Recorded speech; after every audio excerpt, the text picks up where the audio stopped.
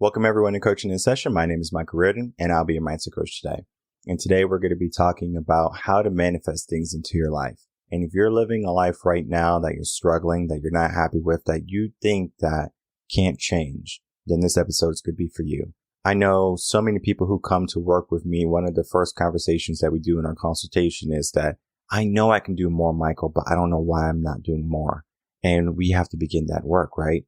And whether you get coaching with me, you get coaching with another coach, like the one I'm going to be bringing on today. She's fabulous, number one. And number two, she's going to be able to help you get from your dark places in your life to a brighter future. And it's so important that we have people here on Coaching in Session that is going to help us get to a better mindset, get to a better life, because the goal here at Reven Concepts is to help 2 billion people. And that's a lot of people. I know I can't do it by myself.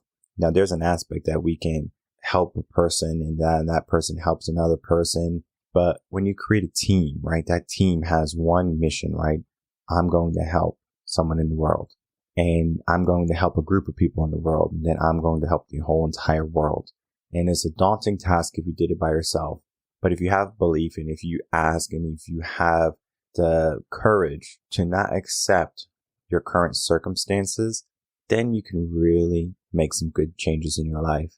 We're going to be talking about many different things in this episode. We're going to be talking about spirituality and subconscious mind. We're going to be talking about hardships in your life. We're going to be talking about turning points that can change your whole entire life. It might be difficult for some people, especially if they're in a rough spot right now. You might know someone who's going through a rough spot in their life right now. And if they are going through a rough spot in their life, I want you just to pass them this episode. Just slide it through. Just send it through their text messages or their DMs on their socials. And say, I would like for you to watch this, and I would like to talk to you about this when the episode is through. Because when they listen to this episode, they're going to learn many different things. Number one, that the current situation that they're in can be fixed, or it can be made better. Now, we think, oh, it's the end of the world. Something happened to me in my life. Something didn't go my way. And it's very easy to get into this mindset, into this way of thinking. We need to start to manifest something different into our life. We need to manifest something more. How can we be more? How can we make some changes today? And my guest today, Cooper Gillespie, we're going to be talking about spirituality, business, and the aspect of manifesting our most desired life. Because what we have in our life is going to be a proponent of who we are and what we do. And if you're not doing the right things, then we need to learn how to do those right things. So let's get into that interview with Cooper and start to learn what things we need to do in our life.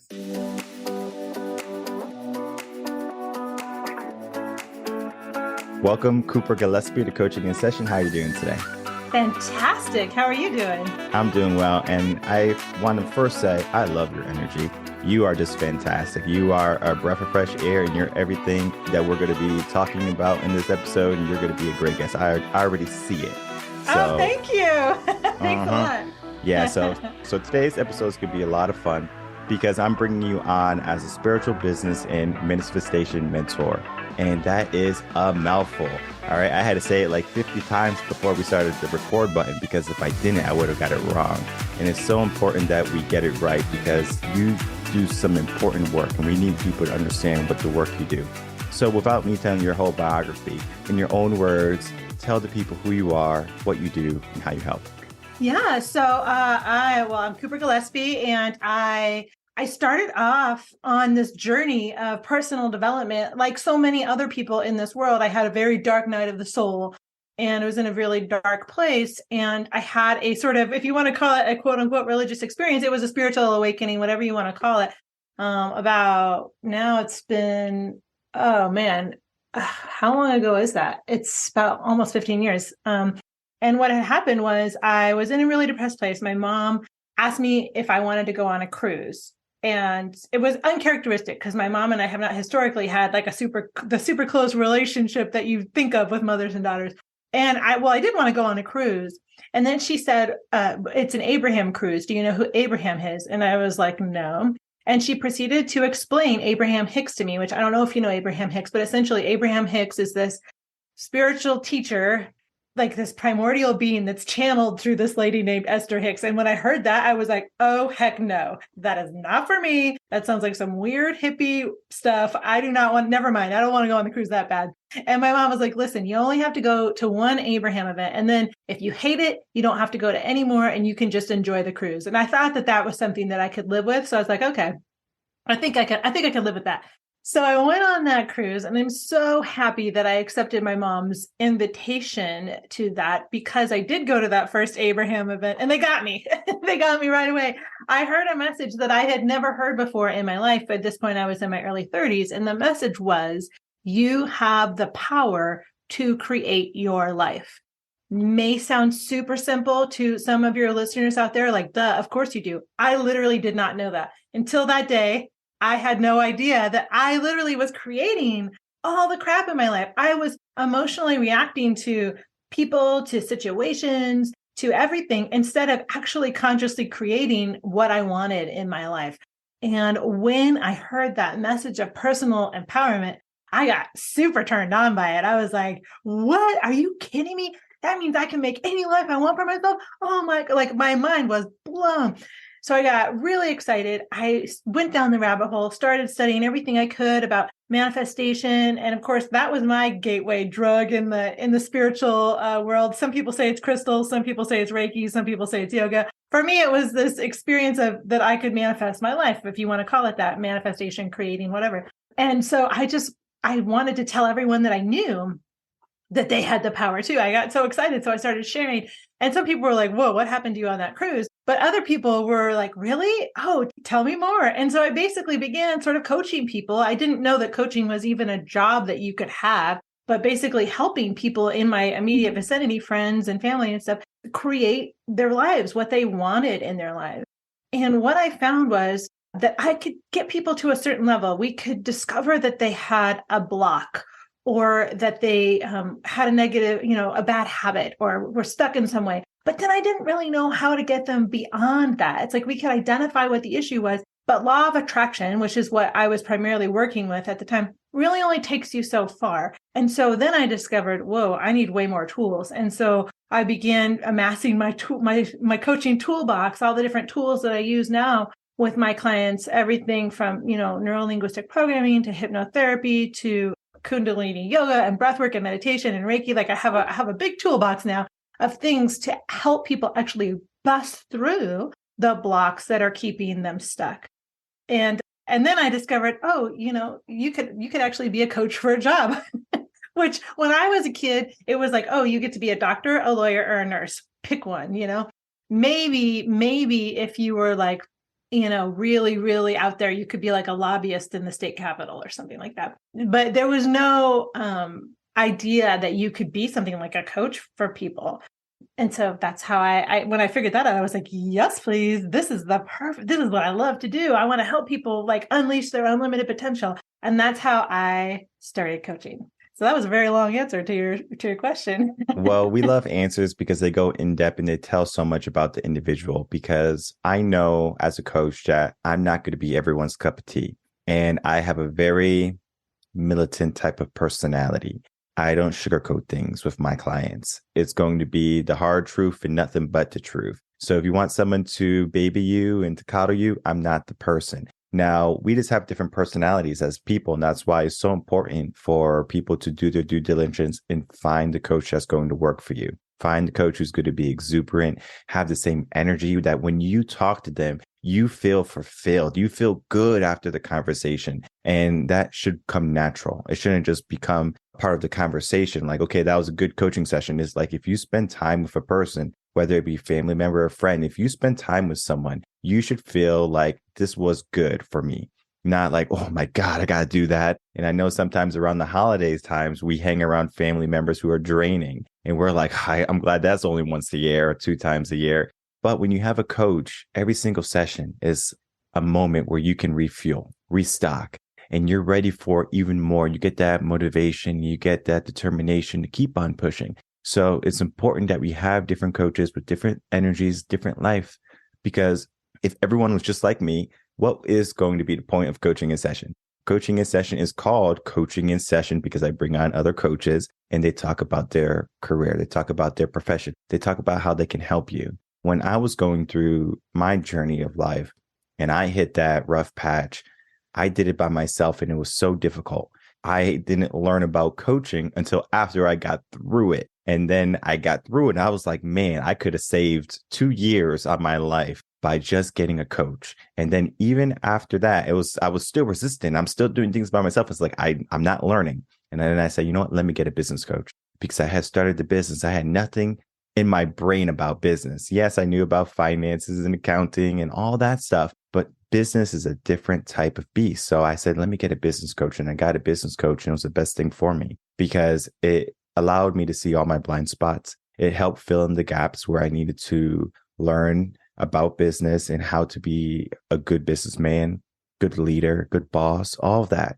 It stems from asking for help. And I think many people, they have a hard time asking for help.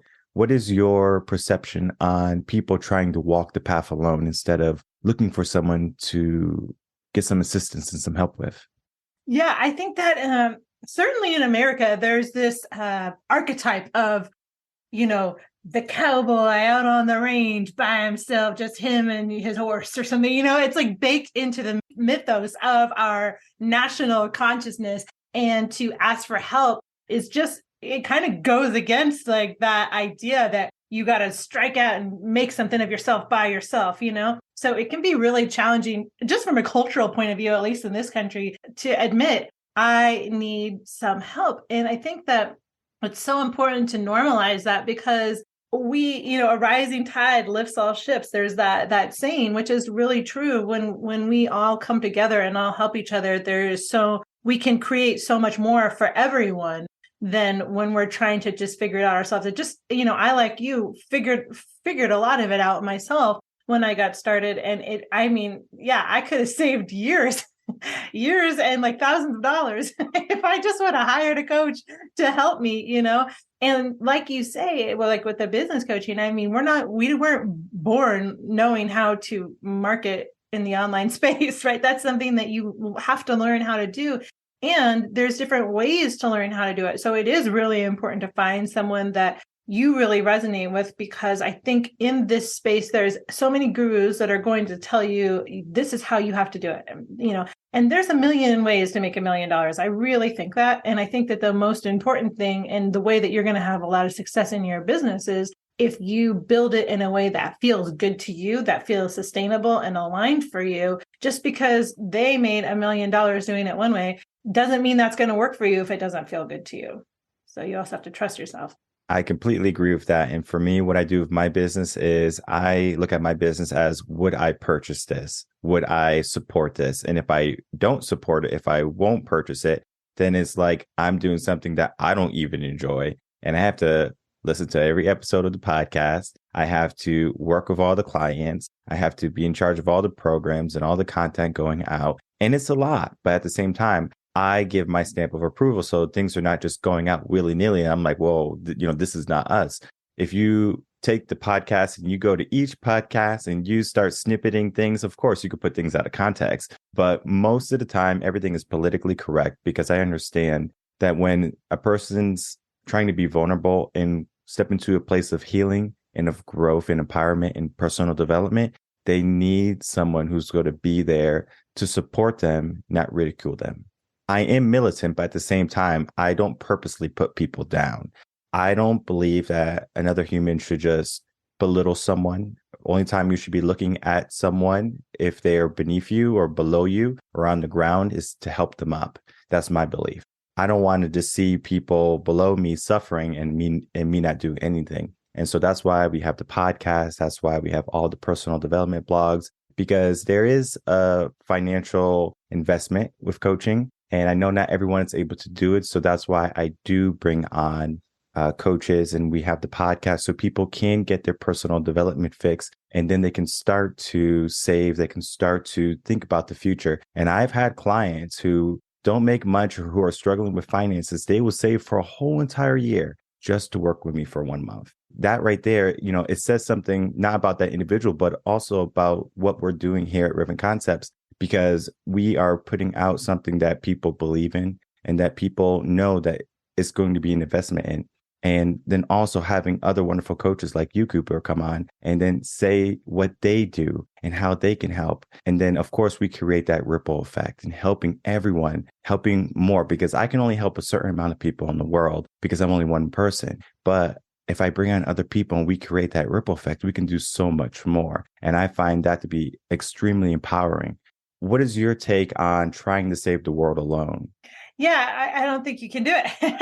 I mean, I guess there's that parable of the man picking up the starfish on the beach, and someone asks him what he's doing, and he says, "I'm trying to save the starfish," and they say, "Well, that's not going to make a difference." And he's like, "Well, it makes a difference to that one." So I think not that we save people, but I think that you can help as many people as you can help. But I love that you also speak about the fact that it's so important to go out there and be authentically you, because the people, my clients like me, they might not like that coach down the street, and vice versa. That coach down the street's clients, maybe they just don't resonate with me. I know, like, there's coaches that I really resonate with that teach the same thing as a different coach that I just don't resonate with. It's like, I don't know why that is. So it's really important for everyone to show up and do the work that they feel driven to do from a purpose standpoint, because there's more than enough for everyone to have more than enough. There's more than enough people that are looking for light and looking to get unstuck. If there's any baby coaches out there listening, show up and shine your light, because I know that sometimes I coach new coaches who are worried that there's so many other people out there doing it. Why should I even, start? And it's because there's not you doing it. And, your people are going to need to hear the message from you, not from me. Right. So yeah, we all need to show up if we feel called to, and shine our light. And I also love that you talk about having people feel good after our session and feel good. And, even if you're giving the straight talk, I teach that a lot to my newer coaches, because when I was taught to do sales calls, whatever you want to call them, discovery calls, sales calls, it was so much about closing the person on the other end. And that just never quite felt right to me. I always teach that when you get on a call with someone, it should be from a place of service, and they should feel good and empowered, regardless of if they can invest in your program at the moment. They should have a good feeling and feel like they have tangible steps that they could go do if they wanted to try to do it by themselves. But what I found is sometimes it's just not the right time, or sometimes they just don't have the money. Like you said, like you have people that have saved a whole year to work for you.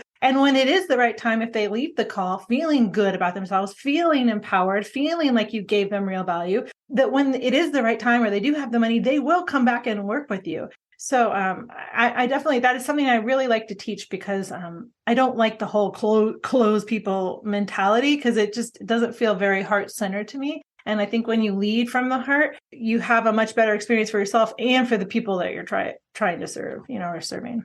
Yeah. And when you're just trying to make a buck, it's not helping maybe the person, right? Because you're only worried about yourself. How can I be better? How can I get more money? Versus this person has some problems and some issues and some dilemmas, some traumas, whatever they have. I can help them. I know I can help them. So let me help them whichever way I can. I think that's more important, because if you do that, then that person is going to see value in you. And it's so important to build value. There's something that I didn't do in the beginning of my business until I got a business coach, because I thought, you just start a business and people come flocking. I didn't create any value. And so I had to begin to create more value. And I learned that the content that you put out, it has to be quality, and it has to be something that you would want to watch, number one, two, but then something that people are going to look at and say, okay, I learned something from this, and that's going to create the value. And you said something early on that I want to touch base on. You said that your mom dragged you to this cruise. You were 30, but there's always a story before that. It's always a tipping point. And I always say that a book that changed your life is not the book that changed your life. It's every book that was subsequent to that book that changed your life. So what was your journey like before you got to that cruise? Because when you saw Abraham and he was at tipping point for you, what was your 20s like? Were you in college? Were you studying personal development, doing yoga, things like that? Or was it something like you were just doing the American dream and all of a sudden you went on this cruise and then boom, voila. Oh, man. All right. Well, if you really want to know, so I did go to college. I went to a women's college and got my degree. And, I always wanted to be a performer. I moved to Los Angeles. I grew up in the Pacific Northwest area, and I was like, I need to see the sun. So I left pretty much as soon as I could. moved to Los Angeles and, formed a band, got married to one of the guys in the band. And we had a great time. We toured all over. We got a record deal. It was my dream. It was so fun. It was so fun. And then, like every band story, it all went to hell. The band broke up, the marriage broke up. And I had never failed before. And no one had ever taught me. I was a very high achiever. I went to a Seven Sisters college. I got straight A's. I was like, Miss High Achiever. And no one ever told me it was okay to fail. No one ever explained that failing is a part of success. And so when I failed so hard, when my livelihood, my dream, my marriage, and everything crashed, I did not know how to have that experience.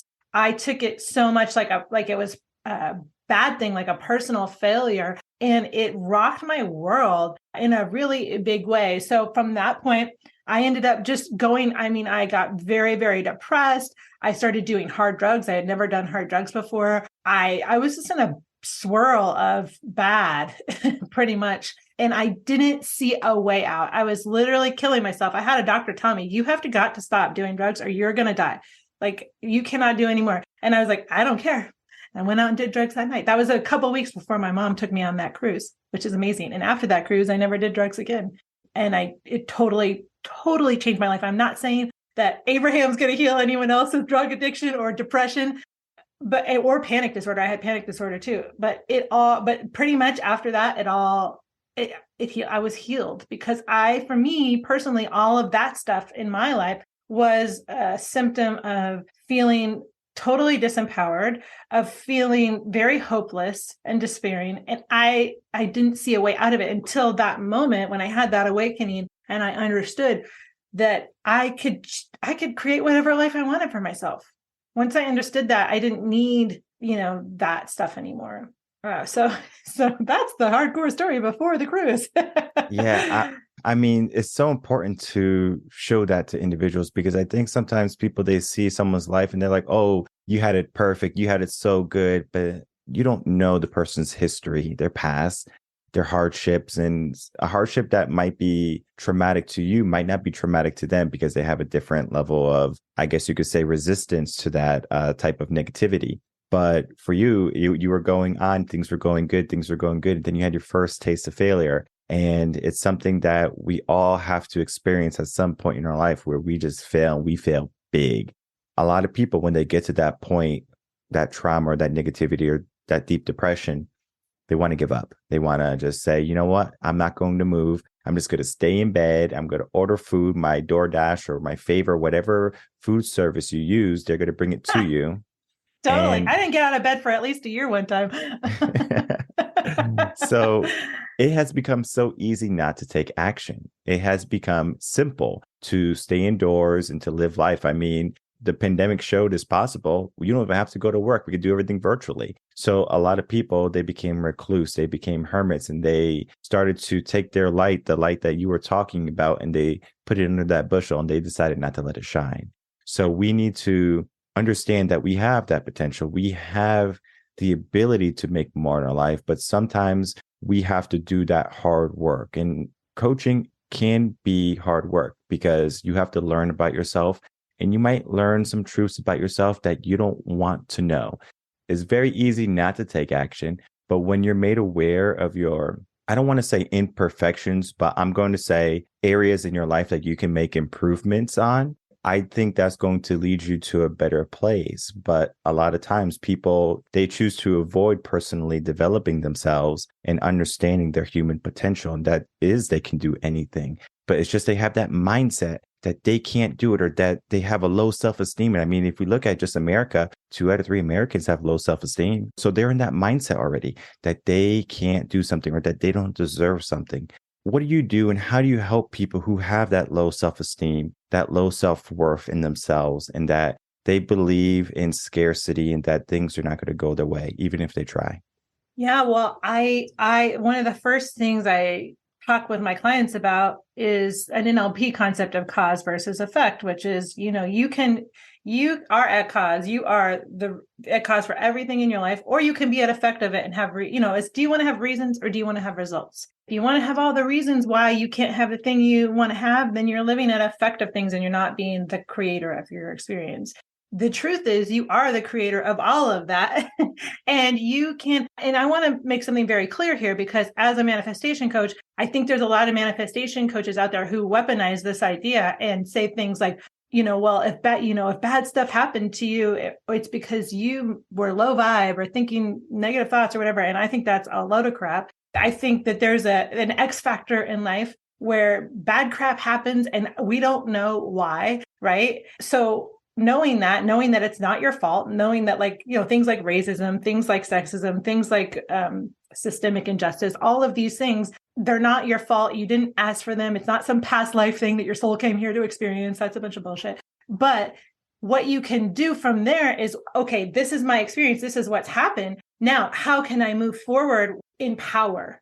How can I move forward in my power? Yeah, I've got this stuff going on. Yeah, right. But I'm not going to use that as the reason why I can't do things. Instead, I'm going to use it as the reason why I have to do that thing. So we have that conversation pretty much right off the bat. And if someone won't agree to be at cause for their life and for their results, then I can't really work with them, because until they decide that they are ready to be at cause and to actually be the creator of their life, there's not a lot that we can do.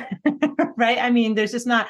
And, low self-esteem, all of that comes, we could go into the whole subconscious, how we take in all this programming from our society, from our parents, from teachers, from whoever. And yeah, that may be some work that has to be done, where we do hypnotherapy or we do some different techniques to actually transmute that into something positive and bust through those blocks. So I'm not saying that you don't get to have any blocks or issues. Of course not. What I am saying is that when we work together, you've got to at least be willing to be at cause, at least during the time that we're working together. Then afterwards, if you want to go back to blaming everyone and everything, fine. But while we're working together, you need to decide you're going to stop blaming everything and everyone and actually start creating what you want in your life.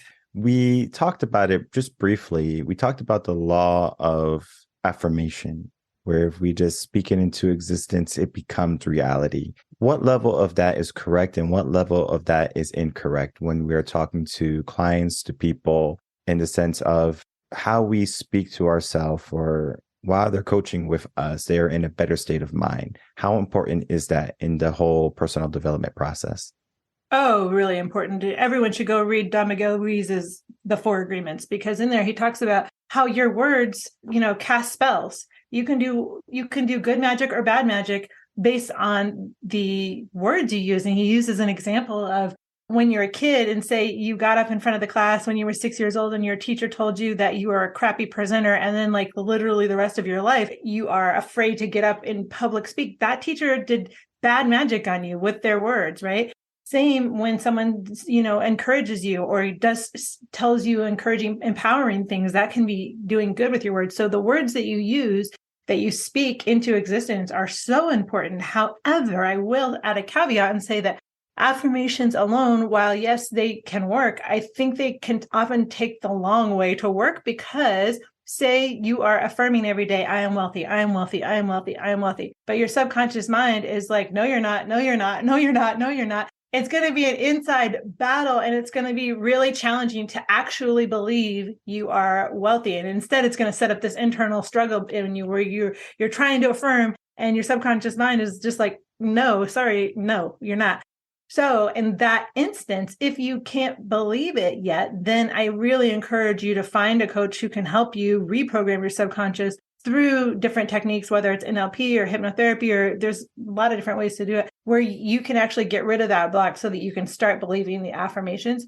Otherwise, it's just going to be it can be a really long slog to actually get to the point where you believe the affirmation if your subconscious doesn't believe it. Yeah, I do a lot of subconscious work, because what I do is the mindset aspect of everything. We can tell ourselves that we can be wealthy, and our subconscious mind is good to say, okay, sure, you said that last year and you're still not wealthy. And it just learns from our behaviors or our actions or what's happening in our life. So if we tell ourselves something, even if we say it 100 times a day and it's not happening in our life, then our subconscious mind already knows the truth. We can lie to our conscious mind as much as you want, but our subconscious mind is always going to know the truth. And we do have to understand the difference between the two. When you are working with someone, I know you gave some examples of how to dive into the subconscious mind, but we're going down this rabbit hole, whether you like it or not. We are going to talk about the subconscious mind and how to begin to change it step by step. And we're not going to give it too many steps. We're going to just say maybe 3, 4 max. Okay. What are going to be the 3 or 4 most important things to begin to change the subconscious mind? So if you can find a coach who does subconscious work, I highly, highly recommend it. However, if you don't have the money for a coach or you just can't find one right now, then some things that you could start to do for yourself are, one powerful thing I like to have clients do is self-hypnosis. So literally scripting out, say you have the goals you want to have for your year. And we could talk about how you're supposed to set goals. You want to set goals that are specific and tangible, right? So, and measured. So by this date, I will have done this. And here's why I will have done this. And even backward plan, like, okay, well, what's the next thing before that I need to have done? Okay, what's the next thing before that? So that you actually get a really clear picture of how this goal could happen. Caveat to that is you can't get attached to that because the universe is going to make it way cooler than you could have thought of. But you want to at least kind of put the energy out there. Right. And then, so you could write it all out, everything that you're going to experience, how it's going to be, how you're going to feel. That's the most important thing. You want to really infuse it with those feelings. And then you could literally take your phone and speak it into your voice note. If you get fancy and GarageBand or one of those kind of programs, you could add some, put it in your computer and add some music behind it. And then literally listen to that hypnosis that you created for yourself pretty much every night right before you go to sleep. That's a really powerful thing to do. The time right before you go to sleep and right when you wake up is so great for reprogramming your subconscious because you're in the hypnotic state already. So that's one thing I could recommend people do if they don't have money yet to work with a coach. That could be a really, really effective practice. Some other things to do are just, my first thing that I recommend everyone do is to meditate. And you might say, well, how does that help you reprogram your subconscious? And I think what meditation does is it helps you get in touch with you and start actually being able to listen to you, because I think a lot of people have blocks they don't even know that they have. And it's because they're not in touch with what's really going on in their minds. And so just taking that moment to get still with yourself and really listen inside will help you understand where blocks are. Because pretty much if you look out at your life and there's things that you don't like that you would like, then there's probably a block that's keeping you from having it, right?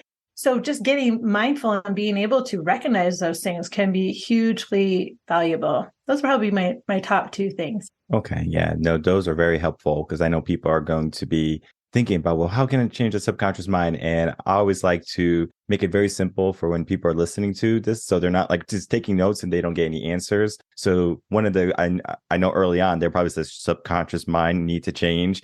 Then we give them the answer just 10 minutes later. So they're like, I got everything I need from this one episode. So important for that too. I agree with the morning process or the evening process, just putting your state or your mind in a certain state. What I did was I made a playlist of motivational speeches that I resonated with. Number one, it's not just any motivational speech. Okay. For example, if you just go to Motivation Emotions, the video series we have here, if you don't resonate with that episode, do not listen to it in the evening or in the morning. It's not going to help you. You have to resonate with it. It has to mean something to you. So I found, I think, maybe like 18 different speakers that I would listen to on shuffle. And I have an Alexa device. So in the morning, I would have my alarm ring and she automatically starts playing the music instead of an alarm. So it was like, I think at 4:30 in the morning, that's when I started this process. It was like 4:30 in the morning. At 5 o'clock, I would go to the gym. For the 30 minutes from 4:30 to 5 o'clock, I would just listen to motivational speeches. And what that did was it started to get me in a better state of mind, because my mind before that, it was not in a good place. And that's because I was going through some grief and some trauma. And I had a good mindset. I've been practicing meditation and yoga since I was like 21. When I was 28, I was dealing with all of this hardship because in life, you don't know what you're going to get. Sometimes you get good days and sometimes you're going to get a load of crap. And I got a load of crap when I was 28. It was a lot of changing. It was very scary. It was a lot of fear in my life. And I had to overcome that. And I had to figure out how to do it. And if I had a coach, I would have got there a lot quicker. but I did it by myself. And I don't want people to go through that. And that's why I do some of the work that I do today, because I was literally skipping work. And I was a teacher at the time. I was skipping work and I I was used to be a going, teacher too. okay, we could definitely talk about that. And Yeah. I went into the basement of my local library, and that's where they kept all the personal development books. I don't know why I had to be in the basement, but it was. And so I go in the basement and I'm on the floor just pulling out books and just having a load of books on the floor. I'm just reading book after book, trying to find the answer. And I think I read in the time of 2 months, probably 13 books, something like that, just trying to find the answer. How can I get out of this? And it was a book by Daphne Rose, 10 Things to Do. I think it's 10 or 12 things to do when your life falls apart. And I read that book and I was like, this is the answer. But again, just how you were when you're 30 and you went into cruise, that book wasn't the tipping point. It was just a book that tipped everything over. So all the books that I read subsequent to that book helped me get to that way of thinking. And what I had to do was I had to face my fears. I had to face my inner demons. And it's very scary and it's very difficult and it's challenging if you don't have anyone on your side, because you're always going to be pulled into, but what if I fail? What if I can't? And that is such a powerful thought. And if we tell ourselves that constantly and frequently, we are going to become immobilized. We're going to become frozen, right? Like we're going to freeze. So we have to get unfrozen. We have to face that fear.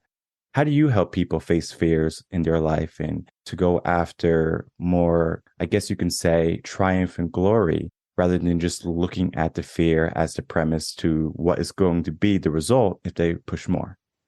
Well, I love that you bring that up. And I think if you think about your own life, probably you'd agree with me. I think that some of the times when I've grown the most as a human have been those times that were hard or that I failed hard. And if you find the lesson, if you can look for the lesson, then you never fail, right? You always are winning because you're growing, right? I think it's if you don't learn the lesson and you keep doing the same thing, well, then we got an issue. And so there is no failure when you look at it like that. There is only feedback of, yes, this is working, or whoa, that is not working, right?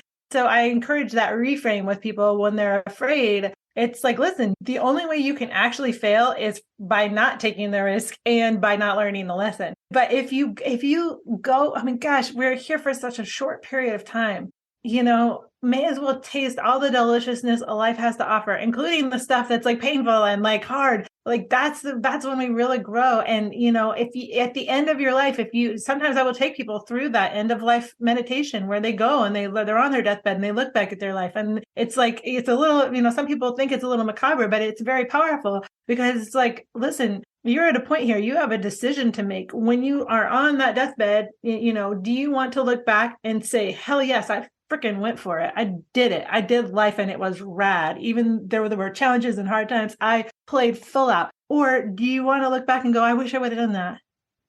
I wish I would have done that. Darn, I never did that thing. And you hear stories about people at the end of life on their deathbeds who have stories like that. I wish I would have done this thing. And I think when people go through that meditation, they realize, whoa, I'm going to do life because I don't want that. I don't want that situation. Then we take them through where they have done the thing and they're looking back at their life and they get to have that feeling of like, yeah, I freaking did it. So it's like you first do the meditation where they didn't do it. They have that experience. And then we go, okay, now we're going to do it where you did do it. And that's a powerful motivator for people. When you just use like life and death, I think it can really spark something in people, because everyone wants to live a good life, but they're not willing to do the things that make a good life.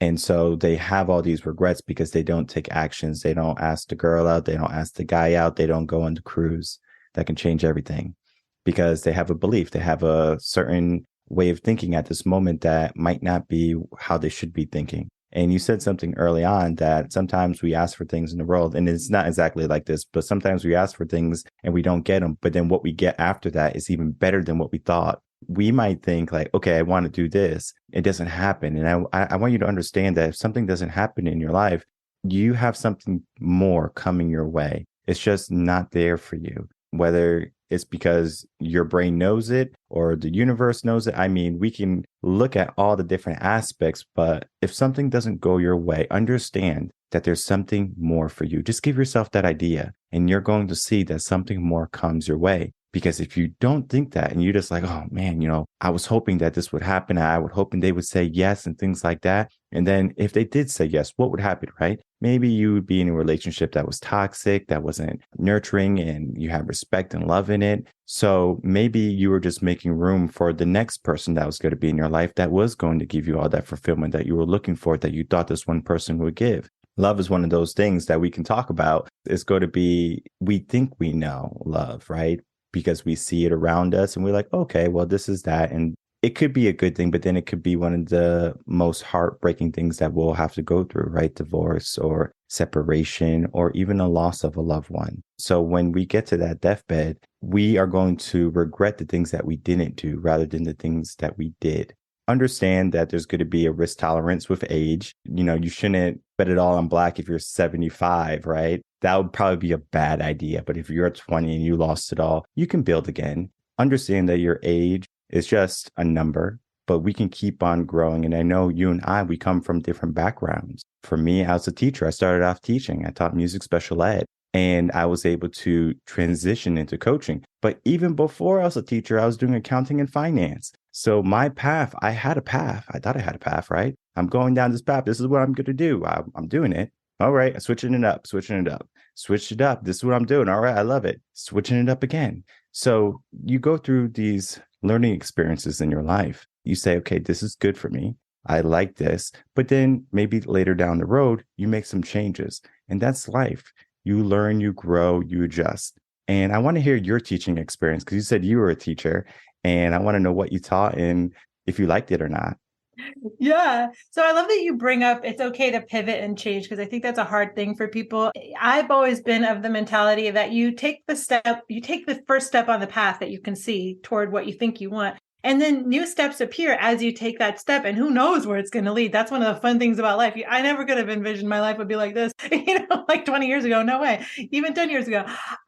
So yeah, I taught ninth grade English. I love, well, I mean, we could do a whole episode on teaching. I loved a lot about teaching. I loved the kids. I really did. That's such a fun, beautiful age because they're little, but they're big, they're becoming who they're going to be.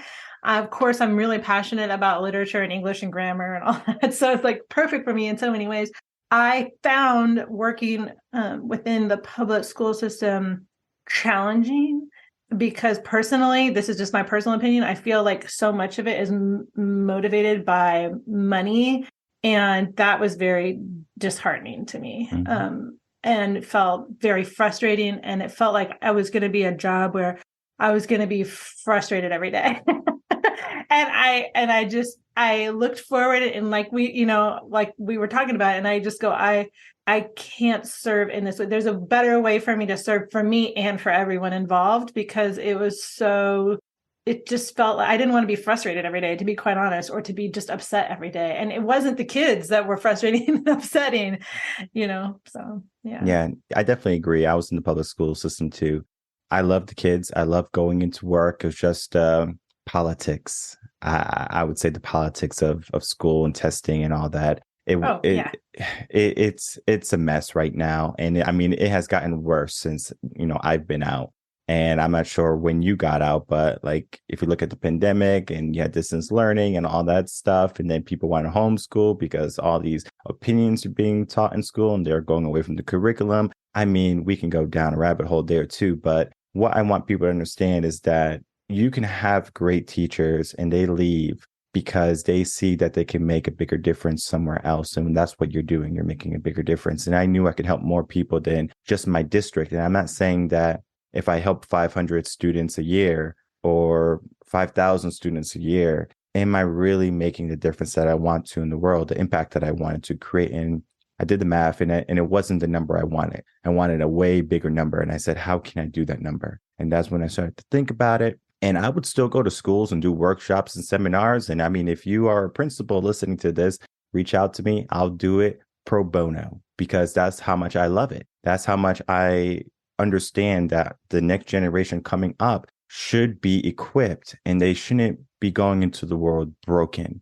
we don't learn, as you said earlier, like we don't learn about failure. We don't learn about trauma and grief and dealing with loss. We have to learn that the hard way. We have to go through it. We are just not ready by the time we hit 18, and people can either go off to do a job or career, or they can go off to college. So we are not even equipped by the time we leave school. What can we do to help equip the young generation?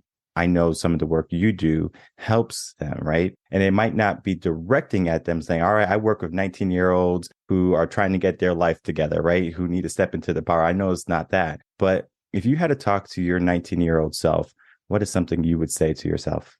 Start meditating. In fact, when I was a teacher, we'd have meditation Monday, and where the kids would, for a period of time, it was short, like 5 minutes or something, but to dim the lights. Everyone has to be silent, even if they're not really meditating, but they got to just sit there and trying to teach mindfulness, because especially as a teen, but gosh, as a young person, learning to be mindful and learning to tune into your higher self is just so important. And that one skill, when you're a teen, everything's so like reactionary, and then there's high drama, there's so many emotions, and being able to slow down and being able to look at the bigger human drama, not just your little human drama, right, is so valuable. And I think that the way that you do that is through mindfulness, or if you're into meditation, but it could just be mindfulness practice, even, just like, you wouldn't necessarily consider it meditation, but being, mindful of how your feet feel on the ground, or just really getting present. Yeah, that'd be my number one advice. Mm-hmm. I believe I started meditating when I was 18. So I was right after. And I mean, even though I had meditation and I had a good mindset and I was doing all the work, I still face some roadblocks, I guess you can say, because you can become aware of your situations and you can learn to live in the moment and be present. But there's going to be certain things that you're just not equipped for. And that's why having a mentor, having a coach, having someone on your side to help walk with you is so important. Because if you fall by yourself, you have to get up by yourself. And sometimes you're going to fall just enough and you're like, what's the point, right? And we can't get to that mindset. We have to stay positive. But if you're walking with someone and you fall, especially a coach, a mentor, someone who's there to help you and guide you, they're going to look at you and they're going to give you a hand and they're going to say, let's keep going, get up, right? That's so beneficial for the person, because if we look at our youth now, they don't have that type of support. They're looking for someone to emulate or a role model, but they don't have it. So they look on sitcoms, they look on TV, and they say, well, this is what I have to do. But they need more people like you, the good teachers that care about them, that want them. But those teachers are leaving. I mean, right now, there's a deepening teacher shortage because a lot of the good teachers are leaving. Now that good teachers are leaving, where can the kids get a good education, a good foundation? Well, if parents are not there, because parents have to work 2 jobs or 3 jobs just to make ends meet in this economy, then we need to figure out how they can get some other resources. And I believe that you're going to need some type of coach, some type of mentor that's going to help you along the way. Because if you're just going to continue with the mindset that you were given from a young age, and you hit the nail on the head, you said, whether it's from your teachers, your parents, your friends, right? That type of mindset, right? That limiting type of belief, you're going to carry it for a very long time. And we have to make sure that you don't carry something that's going to weigh you down, that's going to be negative, that's going to stop you from attaining that power, to stepping into your power. It's so important. Again, the work that you do. You and I, we could talk all day about coaching and teaching and about past and trauma and subconscious mind. What I want from you right now is to give us some final words, and then I want you to tell the audience where they can find you. Yeah, my final words are, man, create your hell yes life. Create a life that you can't wait to wake up to. Don't spend a minute, not loving your life, because it's precious. So that's my advice. And if you feel like you need help doing that, definitely find a coach to help you, because that's what we're here to do. And you can find me at Instagram. I'm always on the gram at Cooper Gillespie, or on my website, coopergillespie.com. Perfect. And I'll put all of those links in the description box below so people can easily find you, follow you on Instagram. I'm sure the content she's putting out there is going to be phenomenal, and she's going to be there to inspire you and motivate you. If you're struggling in your life right now, understand that there's going to be help on the other side. Don't walk this path alone, because there's always going to be someone who sees you struggling and wants to help you, but you do have to ask for that help. Because if we're just going up to every person we see that needs help, I'm going to help you. And the person's like, well, I don't want your help, right? So you have to ask first, right? The power of asking. Go to Instagram, send Cooper a message and ask her for some help. Ask her for some assistance, ask her for some guidance, and you're going to find that this might be the best choice you make today. So I want to thank you so much, Cooper Gillespie, for coming on Coaching in Session. Great conversation today. Thanks for having me. Of course. All right, everyone. I'd like to thank you so much for watching the interview with Cooper Gillespie and myself. As you can see, the journey of life is going to be one where we don't know all the answers. And it's okay not to know all the answers. It's okay to go through and be a little bit blind and not know what's around the corner. And I think everyone wants to be in full control of their life. But the moment you relinquish control and you understand that you don't have power in every second of your day. You get to view how you view every second of the day, but it doesn't mean that you have power every second of the day. So I encourage everyone to check Cooper out. All her socials are going to be in the description box below, again in the show notes, and you can begin to cultivate that relationship, because you're going to want someone on your side who's going to help you not only in the moment, but in the future. And I always say that you can help a person once, or you can help a person for a lifetime. And it's the same concept of you can teach a man to fish, or you can give a man a fish. And what I do and what I know Cooper does, even though she might not say it this way in the podcast, is she teaches you how to fish. She's going to help you understand that you have the power today, you have the power tomorrow. We don't have to relinquish it to anyone. We might feel a need to relinquish it. We might feel an urge to stop in our life, or to not push and to not challenge ourselves, or to challenge the status quo. You're going to have so many people who are looking down on you. You're going to have so many limits in your life. And I want you to understand that just because someone gives you limits or has limits in their life, that doesn't mean that they're your limits. So break free from the shackles that were given to you from a young age, or a middle age, or a teenager. It doesn't matter when you got those shackles. Understand that you are not enslaved to the words of anyone. Learn to empower yourself and learn to set yourself free, and learn how to fly unabated, where you can see your life. And then as you go toward that vision of what you have for yourself, what you envision is only a fraction of what you attained, because you are going to attain so much more by just looking at the positive, by just looking at something. Because most people in life, they don't even look at this goodness. They don't even look at what's possible. They just allow and they wish. They wait for someone to come save them. And I'm here to tell you that you have to be the person to take action today. I'm asking you to take action today. Whether you go to revenconcepts.com, or you go to Cooper's website and Instagram, and you begin to ask questions. You begin to ask, how can I begin to make my life better? Because the goal is you. The goal is making sure that you're in the best place possible. Because if you're in a better place, the world's in a better place. Because if the world can shine, everyone will bask in the rays of the sun and feel his warmth, feel his love, and feel his power. And that's the power that you have within you too. My name is Michael Rearden. I'm a mindset coach. If you have any questions, you can email me, coachinginsession@gmail.com. And I will see everyone on the next episode of Coaching in Session. Until then, everyone, take care.